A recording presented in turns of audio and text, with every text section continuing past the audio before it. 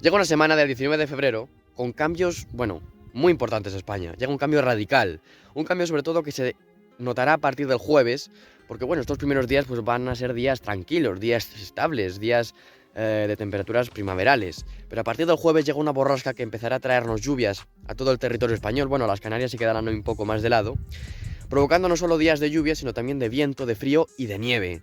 También llegará aire frío, que sobre todo se notará durante el fin de semana, por tanto, el fin de semana serán unos días en los que se note más un descenso de las temperaturas y por tanto las cotas bajarán. No solo podrá nevar en zonas de montaña, sino también incluso en cotas medias. Hoy en el artículo de noticias te explicamos dónde, de qué forma y cómo se ve la situación. Lo que está claro es que para terminar efectivamente el mes de febrero llega la inestabilidad, llega el frío, llega, bueno, el invierno, ¿no? De alguna forma, aunque está siendo un invierno más cálido, más tranquilo, por lo general la llegada de nevadas a algunos sitios como ciudades como Zaragoza, desde luego que ha sido posible y ha sido, pues bueno, algo bastante importante para recordar en el diario, vamos a decir, meteorológico, ¿no?